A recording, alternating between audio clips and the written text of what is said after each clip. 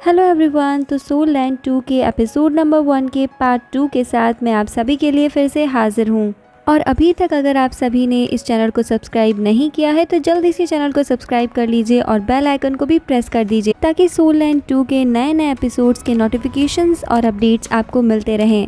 तो फ्रेंड्स, इस एपिसोड की स्टार्टिंग फिर से उसी सीन से होती है जहां हमने पिछले पार्ट की एंडिंग देखी थी। और अगर अभी तक आपने पिछले पार्ट को नहीं देखा है तो आई बटन पर क्लिक करके आप उसे ज़रूर विजिट कर लीजिए, क्योंकि ये सीरीज आगे से आगे बहुत ही ज़्यादा इंटरेस्टिंग मोड लेने वाली है। अब इस पार्ट की स्टार्टिंग में हमें उसी लड़के को दिखाया जाता है जो किंग की टोली के सामने खड़ा हुआ था। और यहाँ पर हमें इस कैरेक्टर का नाम पता चलता है जिसका नाम होता है हुआओ। और ये बंदा हुआओ ही हमारी इस पूरी सीरीज का मेन लीड होने वाला है।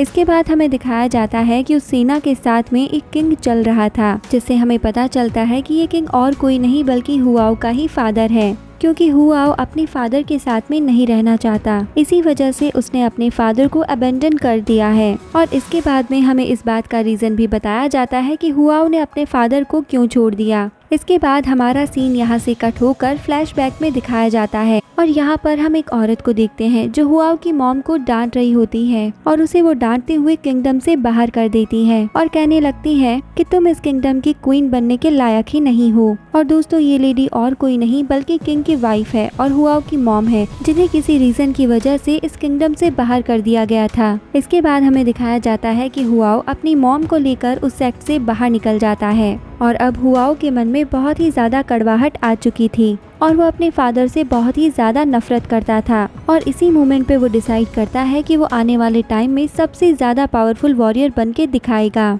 और वहीं पर वो एक सोल मास्टर बनने का फैसला भी ले लेता है। अब यहाँ पर हम हुआओ को देखते हैं जो मन ही मन में कहने लगता है कि मुझे अपने फादर का नाम पूरी तरह से मिट्टी में मिलाना है। इसके बाद हमारा सीन फिर से कट होकर हुआओ की मॉम पर आता है, जहाँ पर हम हुआओ की मॉम को काम करता हुआ देखते हैं और काम करते हुए वो काफी ज्यादा थकी हुई नजर आ रही थी। और इसके बाद में हमें दिखाया जाता है कि हुआओ की मॉम काम करते करते ही वहाँ पर बेहोश हो जाती है। ये देखते ही हुआओ वहाँ पर दौड़ कर आता है और अपनी मॉम को उठाकर एक बेड पर लिटा देता है। और यहाँ पर हम हुआओ की मॉम को काफी ज्यादा इंजर्ड देखते हैं, इतना ज्यादा इंजर्ड कि वो अपने मरने की कगार पर आ चुकी थी। इसीलिए वो अपने बेटे हुआओ को एक खंजर देते हुए कहने लगती है कि ये खंजर इस बात का प्रतीक है कि तुम उस किंगडम के होने वाले प्रिंस थे। लेकिन वहीं हम हुआओ को देखते हैं जो अपने फादर से किसी भी तरह का कोई संबंध नहीं रखना चाहता था और इसी वजह से वो उस खंजर को अपनी मॉम से लेने से मना कर देता है। अब हम फिर से हुआओ की मॉम को देखते हैं जो अपनी आखिरी सांसें ले रही थी और फिर वो अपना अंतिम अलविदा कहकर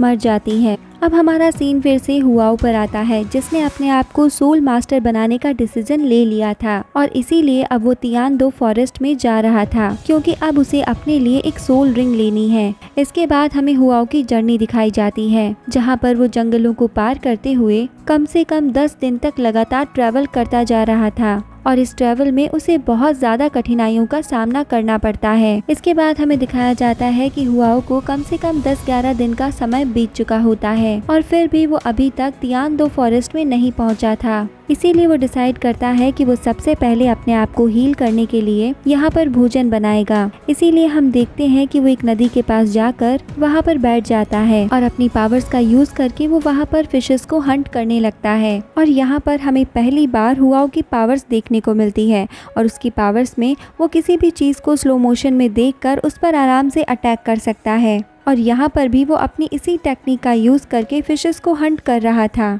इसके बाद हमें थोड़ी देर बाद का सीन दिखाया जाता है जहाँ हम हुआओ को देखते हैं कि उसने बहुत सारी फिशेस हंट करके इकट्ठा कर ली थी और अब वो वहाँ पर बॉन फायर लगाकर उन फिशेस को पकाने लगता है। इसके बाद हम देखते हैं कि हुआओ जैसे ही उन पकी हुई फिशेस को खाने का ट्राई करता है तो वहाँ पर एक लड़की आ जाती है और इस लड़की का नाम तानिया होता है। और दोस्तों, ये तानिया और कोई नहीं बल्कि तान सेक्ट की ही मेंबर है। इसके बाद हम देखते हैं कि तानिया वहाँ आते ही हुआओ से कहने लगती है, क्या मैं एक फिश ले सकती हूँ? तो हुआओ उसे हाँ में रिप्लाई देता है कि तुम एक फिश ले सकती हो और तानिया कहते ही उस फिश को ले लेती है। लेकिन वो फिश को खाते हुए हुआओ से ये भी बोलती है कि तुम चिंता मत करो, मैं इस फिश का पेमेंट तुम्हें कर दूंगी। इस बात को सुनने के बाद में हुआओ कहने लगता है कि मुझे पैसों की कोई ज़रूरत नहीं है, तुम इसे ऐसे भी खा सकती हो। इस बात को सुनने के बाद में तानिया कहती है कि फिर तो तुम बहुत अच्छे आदमी दिखाई देते हो। लेकिन तभी हमें दिखाया जाता है कि तानिया के पीछे एक और लड़का आ जाता है जो कि तान सेक्ट का ही मेंबर था।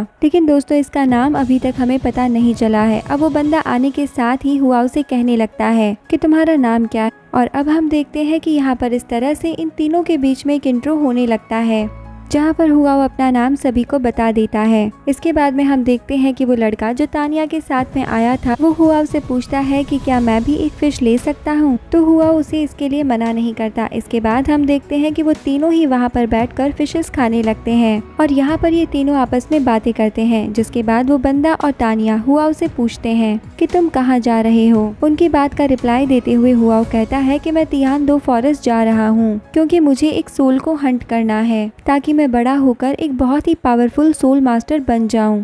अब दोस्तों उसकी इस बात को सुनकर वो बंदा और तानिया दोनों हैरान रह जाते हैं क्योंकि वो दोनों ही अपनी पावर से हुआओ का लेवल चेक कर लेते हैं, जिसमें उन्हें पता चलता है कि हुआओ तो अभी तक सिर्फ 10th लेवल पे है और 10th लेवल के बंदों को तियान-दो फॉरेस्ट में आना अलाउ नहीं है क्योंकि वहाँ के तो बीस्ट ही बहुत ही ज्यादा पावरफुल हैं। अब यहाँ पर हम देखते हैं कि वो बंदा और तानिया दोनों मिलकर हुआओ को ये बातें समझा रहे होते हैं, लेकिन हुआओ तो अपनी जिद पे बहुत ज्यादा अड़ा हुआ था, वो उनकी बातों को मानने के लिए तैयार ही नहीं था। इसके बाद हमें थोड़ी देर बाद का सीन दिखाया जाता है जहाँ हुआओ उस बंदे और तानिया को बाय बोलते हुए तियान-दो फॉरेस्ट के लिए निकल जाता है। इसके बाद हम फिर से तानिया और उस बंदे को देखते हैं जो हुआओ के बारे में ही बातें कर रहे होते हैं कि हुआओ एक बहुत ही पावरफुल वॉरियर है।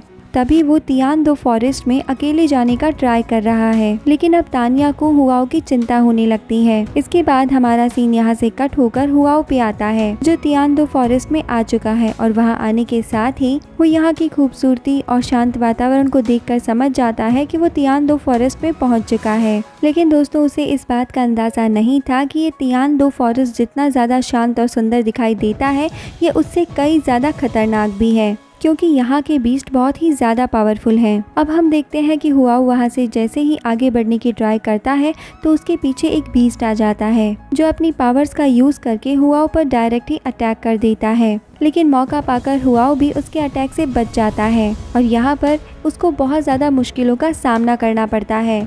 इसके बाद हम देखते हैं कि वो बीस्ट तो हुआओ के पीछे ही पड़ जाता है और हुआओ भी उससे पीछा छुड़ाकर जान बचाकर भागने की कोशिश करता है। अब वो बीस्ट फिर से अपनी पावर्स का यूज़ करके हुआओ पर अटैक कर देता है।